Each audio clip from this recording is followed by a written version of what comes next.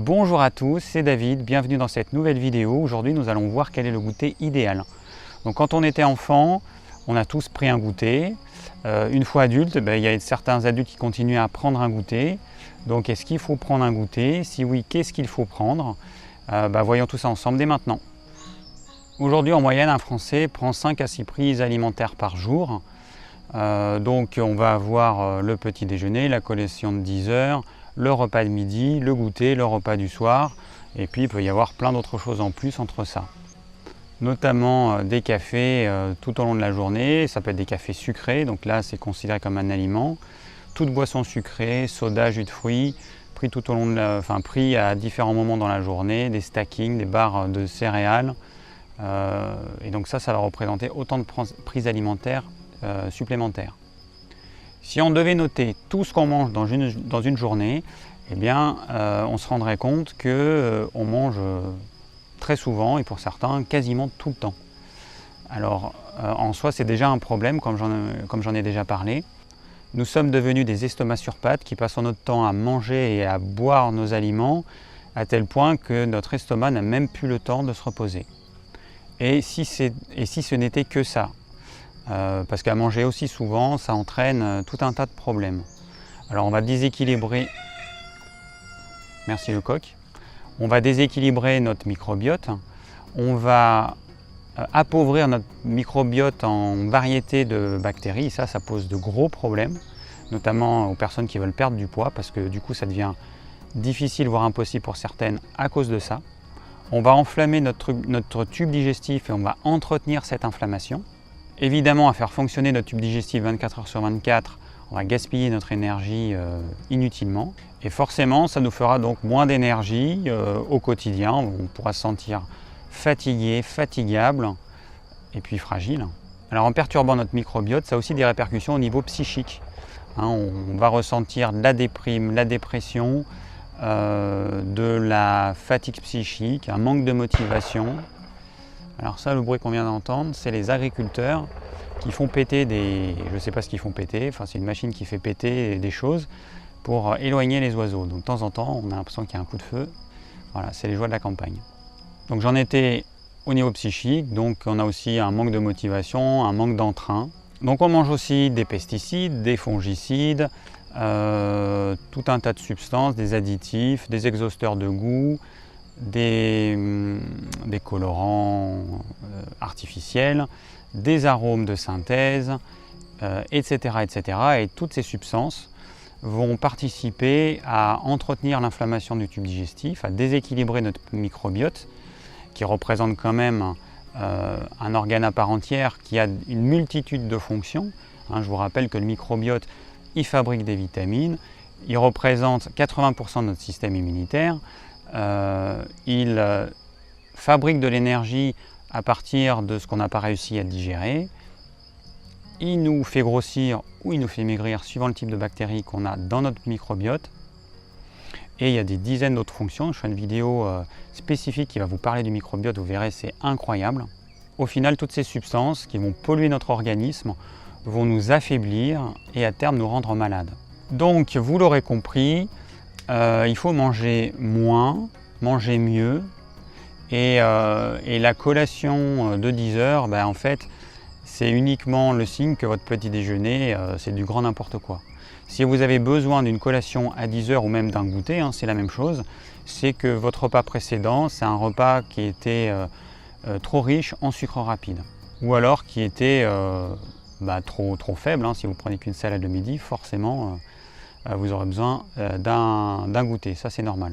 Donc si vous mangez un repas équilibré le midi, qui contient un petit peu tout, une crudité, une protéine animale, un féculent, un petit peu de légumes cuits, généralement vous allez prendre aussi un dessert et ou du fromage. Donc ça c'est ce qui va flinguer votre digestion, mais bon.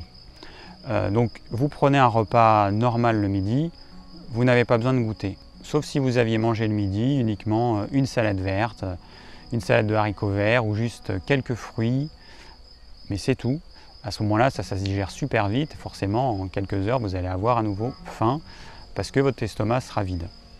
Mais un repas équilibré, la digestion en moyenne d'un repas équilibré, c'est entre 6 et 8 heures, surtout si vous prenez un dessert qui va perturber la digestion. Mais si vous mangez un repas équilibré, il faut prévoir en moyenne 6 heures, ça peut être plus, ça peut être 8 heures, ça dépend de ce que vous mangez, de la quantité que vous mangez, mais à peu près 6 heures uniquement dans l'estomac. Donc si vous finissez de manger à 13 heures par exemple le midi, normalement votre estomac il sera vide vers 19 heures. Et il ne pourra en aucun cas être vide à 16 heures par exemple, c'est pas possible. Mais du coup, si vous prenez un goûter, alors que votre estomac n'est pas vide, donc je vais prendre l'analogie de la cuisson du riz, vous allez faire cuire du riz dans une casserole et au bout d'un quart d'heure, vous rajoutez du riz cru. Et qu'est-ce qui se passe? Comment votre riz sera à la fin? Soit vous aurez du riz trop cuit et du riz pas assez cuit, ou du riz trop cuit et un autre juste cuit comme il faut, ou alors en fait au final vous ne pourrez jamais avoir un riz parfaitement cuit. Alors au niveau digestif c'est exactement la même chose. Si vous prenez un goûter alors que votre estomac n'est pas vide, eh bien l'estomac c'est comme le riz qui est en train de cuire et puis votre goûter c'est comme le riz cru que vous mettez dans votre estomac, que vous mettez dans votre casserole. Du coup, de toute façon, tout ce que vous allez manger à ce moment-là, si votre estomac n'est pas plein, vous n'allez pas le digérer correctement. Ça, c'est obligé. Et en plus, vous allez vous fatiguer parce que quand vous remettez un aliment dans l'estomac, vous avez ce qu'on appelle le bol alimentaire, c'est-à-dire c'est une bouillie non identifiée où vous avez plein d'aliments qui sont mélangés les uns avec les autres. Donc dès que vous remettez un aliment, votre corps doit recalculer toutes les enzymes qui vont être nécessaires à la digestion de ce nouveau bol alimentaire, donc cette nouvelle mixture, on va dire. Et ça va vous demander de l'énergie, ça va vous demander des nutriments, des protéines, des vitamines, des minéraux. Parce qu'il faut bien vous dire que le corps il est obligé de prévoir pour la suite ce qui va être nécessaire à la digestion. Je vous rappelle que le processus de digestion, uniquement entre la bouche et la fin de l'intestin grêle, ça prend à peu près 24 heures, et 18 à 24 heures. Et du coup, quand vous mettez quelque chose dans votre estomac, eh bien, le corps il va prévoir ce qui aura besoin d'être fabriqué en termes d'enzymes dans le futur au niveau de votre intestin grêle. Donc c'est le pancréas qui va fabriquer notamment ça. Et votre corps il doit prévoir ça. Donc, dès la mise en bouche, dès que ça arrive dans l'estomac, votre corps il est déjà en train de calculer ce qu'il doit fabriquer pour pouvoir digérer le type d'aliment que vous mettez dans votre bouche. Ça ne se fait pas comme ça en 2 minutes. Le corps il a besoin d'un certain temps. Donc du coup, vous aviez mangé un repas le midi, votre corps il avait tout calculé, tout comme il fallait pour pouvoir digérer au niveau de l'intestin grêle, donc dans X heures pour digérer votre bol alimentaire. Pouf, au goûter, 3-4 heures après votre repas de midi, vous rajoutez autre chose. Hop, le corps il a dépensé de l'énergie pour rien, il a fabriqué des enzymes pour rien. Il doit repartir à zéro et donc recalculer ce qui doit être fabriqué pour digérer ce nouveau bol alimentaire. Donc c'est vraiment un gaspillage d'énergie inutile et vous perdez des nutriments aussi par la même occasion. Donc vous épuisez vos réserves pour rien. Donc on va supposer que vous avez mangé un repas de midi léger, suffisamment léger pour que goûter effectivement votre estomac soit vide. Alors les seuls aliments qu'en fait vous allez pouvoir manger au goûter et qui vont pouvoir être digérés rapidement et vous apporter l'énergie rapidement, ce sont les fruits. Quand vous mangez un fruit, en une demi-heure, il va sortir de l'estomac et vous allez entre 30 et 60 minutes, vous allez pouvoir bénéficier de l'énergie du fruit. Donc mangez des fruits de saison. Là on est fin mai, donc on a des cerises. Moi j'ai des cerises dans le jardin qui commencent à mûrir. On a des fraises. Alors les fraises qu'on a aujourd'hui, c'est des fraises qui ont poussé sous serre, puisque en fait une fraise, si vous la mettez dans la terre, comme moi, vous verrez qu'elle mûrit en juin, pas avant. Donc toutes les fraises que vous avez maintenant, ce sont des fraises sous serre. Même si elles sont françaises, même si ce sont des variétés à goût, ça reste quand même du sous serre, donc c'est quand même pas top. Alors vous pouvez, donc si c'est pas suffisant, vous pouvez compléter ça avec une banane bien mûre. J'insiste sur le côté bien mûr, parce que les gens ont tendance à manger des bananes pas assez mûres ou vertes.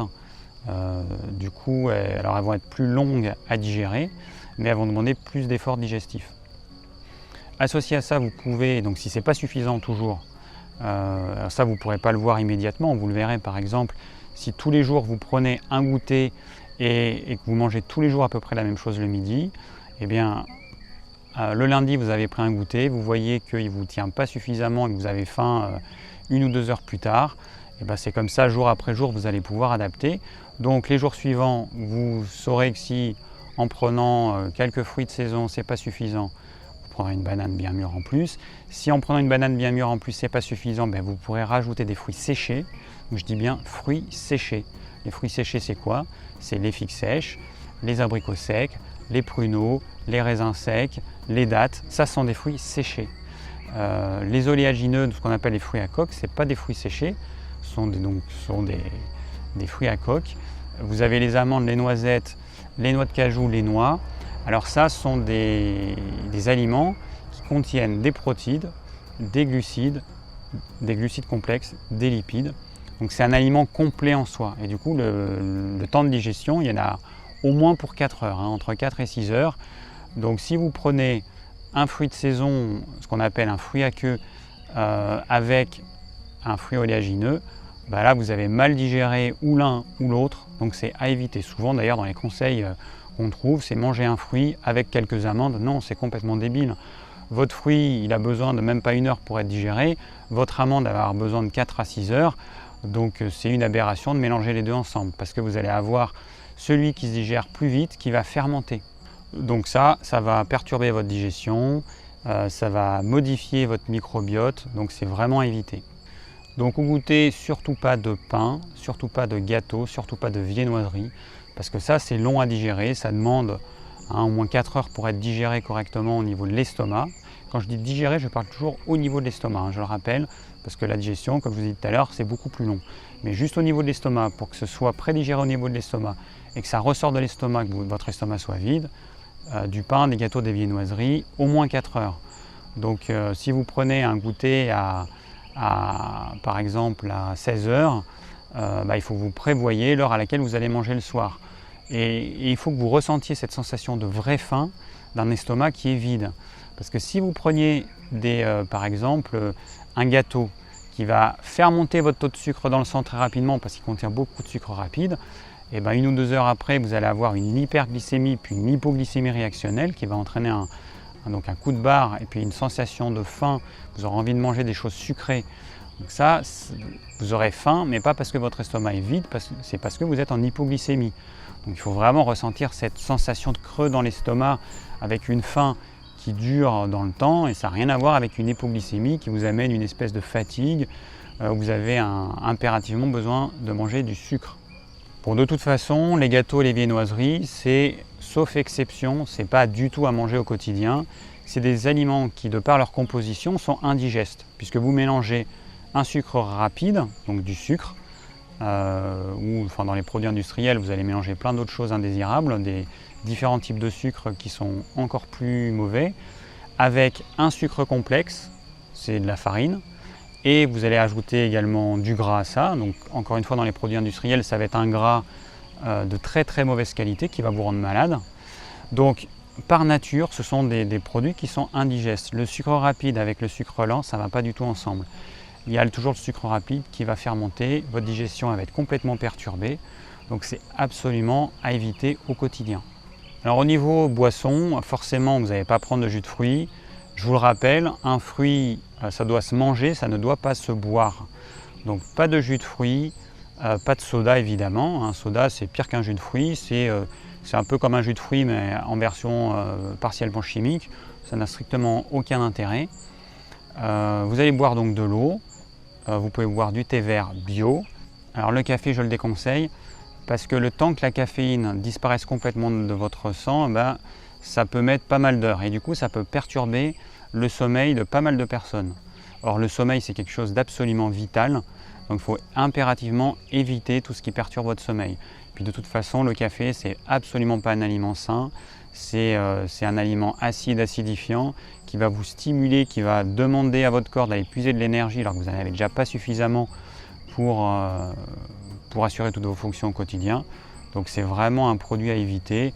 On le garde ponctuellement quand on en a besoin. Si vous devez faire une longue route, vous avez besoin de rester éveillé, vous prendrez du café. Et à ce moment-là, quand vous en prenez très rarement, le café il sera efficace.